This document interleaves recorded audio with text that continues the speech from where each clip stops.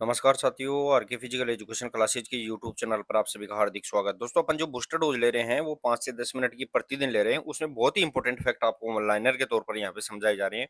आज अपने यहाँ पे बूस्टर डोज क्लास रहेगी, उसके अंदर यहाँ पे अपन 2 से 3 टॉपिक अपन यहाँ पे देखने वाले हैं। अब देखिए दोस्तों, उसमें फर्स्ट टॉपिक अपना यहाँ पे रहेगा कि रीढ़ की हड्डी से संबंधित यहाँ पे विकृति है, यानी स्पाइनल डिफॉर्मिटीज की बात करिए।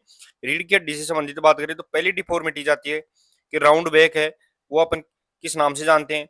Round back. जिसे पीछे कुबड़ निकलता है उसे अपन किस नाम से जानते हैं? तो उसे अपन काइफोसिस के नाम से यहाँ पे जानते हैं। इसमें है वो सर्वाइकल होती है। सर्वाइकल के बाद में जो थोरेसिक आती है, वो थोरेसिक है वो पीछे यहाँ पे निकल जाती है। साथ ही में दोस्तों यहाँ पे दूसरी विकृति रहेगी होलो बैक। तो इसमें कमर का आगे की तरफ धंसना होता है। अब इसे अपन किस नाम से जानते हैं?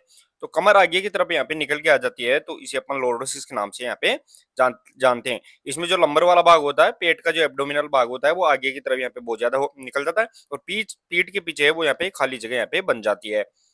अगला यहाँ पे डिफॉर्मिटीज रहेगी दोस्तों यहाँ पे कि रीढ़ की हड्डी का दाएं दाएं या बाएं तरफ जिसे अपन एस या सी आकार में मुड़ना है, वो उसे अपन किस नाम से जानते हैं? तो दोस्तों, जो रीढ़ की हड्डी है वो अगर दाएं या बाएं किसी भी तरीके से मुड़ जाती है, तो उसे अपन किस नाम से जानते हैं? तो स्कोलिसिस के इससे नाम से जानते हैं। साथ ही में दोस्तों अगला यहाँ पे डिफॉर्मिटीज रहेगी कि जो काइपोसिस जिसे अपन कुबड़ बोलते हैं को ठीक करने वाला सबसे मुख्य आसन कौन सा रहेगा दोस्तों यहाँ पे? तो जो अगर कुबड़ निकल जाती है पीछे, तो जिसे अपन चक्रासन हो गया। साथ ही में दोस्तों यहाँ पे जो भुजंगासन है वो सबसे इंपॉर्टेंट आसन होते हैं जो इस काइपोसिस विकृति को यहाँ पे ठीक करते हैं। आगे देखिए दोस्तों, यहाँ पे लोडोसिस की बात करें जिसमें पेट वो आगे की तरफ निकल जाता है, उसको यहाँ पे ठीक करने के लिए यहाँ पे सबसे बेस्ट आसन कौन सा रहेगा? तो वो भी अपने को ध्यान रखना है। लोडोसिस होता है उसके अंदर यहाँ पे पश्चिमोत्तानासन होता है दोस्तों, यहाँ पे वो सबसे बेस्ट यहाँ पे रहेगा जो इसको ठीक करता है। तो रीढ़ की हड्डी से संबंधित विकृतियां और उसको ठीक करने वाले आसन अपने को यहाँ पे ध्यान रखना है। आगे देखिए दोस्तों, यहाँ पे अगला अपना फैक्ट आता है, वो रहेगा दोस्तों यहाँ पे पैरों की तलवे से संबंधित। यहाँ पे पैरों से संबंधित बात कर रहे हैं अपन दोस्तों। इसके अंदर पैरों की बात करें अपन यहाँ पे, तो पैरों के तलवों यानी लेग एंड फुट डिफॉर्मिटीज की अपन बात कर रहे हैं इसके अंदर। तो पहला आता है दोस्तों यहाँ पे जो डिफॉर्मिटी उसे अपन बोलते हैं नोकनी, यानी घुटनों का आपस में टकराना है वो नोकनी कहलाता है। तो इसे अन्य वैज्ञानिक तकनीकी नाम किस नाम से जानते हैं? बहुत बार एग्जाम में पूछा भी गया है। तो इसे अपन यहाँ पे जेनु वेलगम के नाम से जानते हैं। और इसके अंदर है वो जो पैरों की दोनों घुटने होते हैं उनकी यहाँ पे जो आकृति है वो एक्स अक्षर के समान, यानी अंग्रेजी की जो एक्स अक्षर है उसके समान अपने को यहाँ पे दिखने लग जाती है। साथ ही में दोस्तों यहाँ पे बोले की बात करें अपन, यहाँ पे बोले की बात करें पैर धनुष के आकार की तरफ बाहर मुड़ जाते हैं, तो इसको अपन जेनु वेरम के नाम से जानते हैं। और इसके अंदर है वो दोस्तों यहाँ पे ओ अक्षर के समान है, वो अपनी यहाँ पे पैरों की आकृति दिखने लग जाती है। अगला यहाँ पे डिफॉर्मिटीज पैरों से संबंधित वो फ्लैट फुट की बात कर रहे हैं।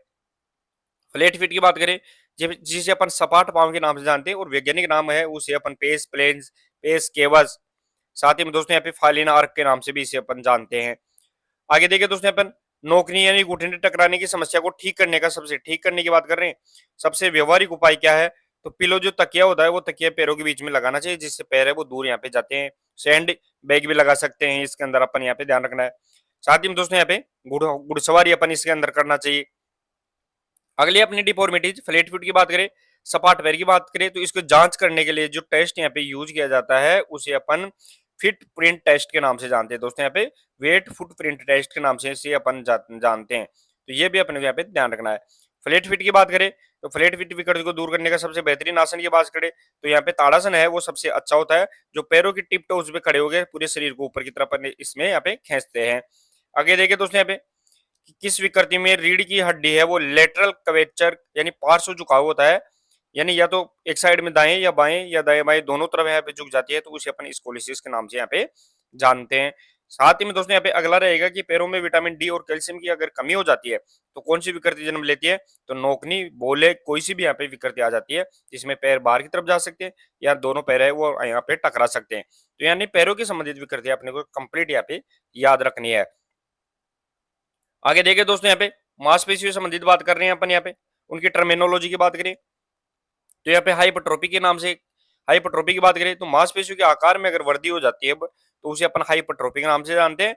और अगर मांसपेशियों के आकार में कमी हो जाती है तो उसे अपन हाइपो कमी की बात कर रहे हैं तो उसे अपन एट्रोफी के नाम से जानते हैं। दोस्तों यहाँ पे अगला रहेगा एट्रोफी। तो व्यायाम न करने से मांसपेशियों की जो कमजोरी और सिकुड़न हो जाती है तो उसे अपन एट्रोफी के नाम से यहाँ पे जानते हैं।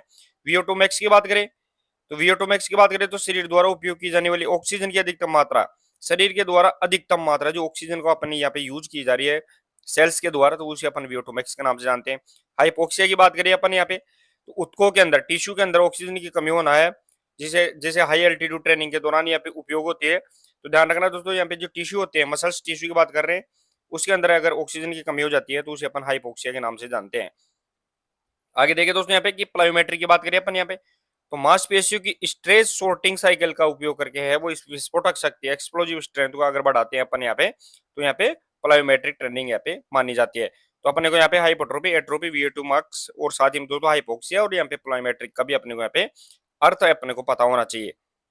नेक्स्ट आगे देखिए दोस्तों यहाँ पे, नेक्स्ट आ गया अपने यहाँ पे इंटेंसिटी। बहुत बार इंटेंसिटी पीरियोडाइजेशन की बात करें, इंटेंसिटी, वॉल्यूम, डेंसिटी और कॉम्प्लेक्सिटी यहाँ पे यूज होती है। तो इंटेंसिटी की बात करें, तीव्रता, वो यहाँ पे पीरियोडाइजेशन अवधिकालीनता की बात करते हैं माइक्रो मैक्रो मीजो के अंदर, तो उसमें बहुत बार यूज होती है। तो इंटेंसिटी क्या होती है, तो कार्य की गति या प्रतिरोध की मात्रा, परसेंटेज ऑफ यहाँ पे मैक्स एफर्ट की बात कर रहे हैं अपन यहाँ पे। तो जो कार्य की गति, किस गति से अपन कार्य कर रहे हैं, वो तीव्रता होती है।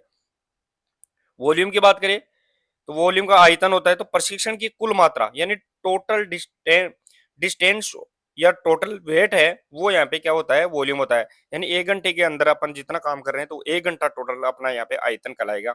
साथ ही में दोस्तों डेंसिटी की बात करें, तो प्रयास, एफर्ट और पुनरावृत्ति रिकवरी, जो रिकवरी है उसके बीच का जो समय है उसे अपन डेंसिटी के नाम से जानते हैं। तो ध्यान रखना दोस्तों, अपन जो कार्य कर रहे हैं और उसके बीच में जो रिकवरी ले रहे हैं, उसके बीच का जो समय है उसे अपन यहाँ पे घनत्व के नाम से जानते हैं। आगे देखिए दोस्तों, पे नंबर 4 है कॉम्प्लेक्सिटी यानी जटिलता की बात कर रहे हैं। तो इसके अंदर क्या होगा कि अभ्यास कितना कठिन या तकनीकी है, वो कितनी कठिन है, वो इसके अंदर यहाँ पे देखी जाती है। ये भी अपने को यहाँ पे ध्यान रखना है। तो दोस्तों इंपॉर्टेंट है, इंटेंसिटी, वॉल्यूम, डेंसिटी और कॉम्प्लेक्सिटी है, वो अपने को ध्यान रखनी चाहिए। नेक्स्ट आगे देखिए दोस्तों यहाँ पे, अब स्ट्रेंथ की बात कर रहे हैं अपन यहाँ पे, शक्ति की बात करें तो स्ट्रेंथ कितने यहाँ पे क्या रहेगी, तो देखिए दोस्तों स्ट्रेंथ है वो मैक्सिमम स्ट्रेंथ, एक्सप्लोजिव स्ट्रेंथ और स्ट्रेंथ एंडोरेंस, 3 प्रकार की होती है। तो उसमें जो मैक्सिमम स्ट्रेंथ की बात करें, तो प्रतिरोध के विरुद्ध अधिकतम बल, जैसे वेट लिफ्टिंग में अंदर अपन एक झटके के अंदर वेट उठाते हैं, तो यहाँ पे वो क्या कहलाएगा, तो मैक्सिमम स्ट्रेंथ यहाँ पे कहलाती है। साथ ही में दोस्तों एक्सप्लोजिव स्ट्रेंथ की बात करें, तो यहाँ पे बल और गति का संयोजन, बल भी लगना चाहिए और किस गति से अपन कार्य कर रहे हैं वो तुरंत कार्य करे, उसका दोनों का कॉम्बिनेशन, जिसे अपन एक्सप्लोजिव स्ट्रेंथ, विस्फोटक शक्ति के नाम से जानते हैं। साथ ही में दोस्तों स्ट्रेंथ एंडोरेंस की बात करें, तो थकान के बावजूद भी अगर अपन प्रतिरोध का सामना कर रहे हैं, यानी अपन शरीर के अंदर थकान आ चुकी है, फिर भी अपन यहाँ पे वेट लिफ्टिंग कर रहे हैं, कोई वजन का कार्य करे, तो वो स्ट्रेंथ एंडोरेंस के अंदर यहाँ पे आता है। तो ये अपने को तीनों यहाँ पे स्ट्रेंथ का प्रकार अपने को ध्यान रखना है।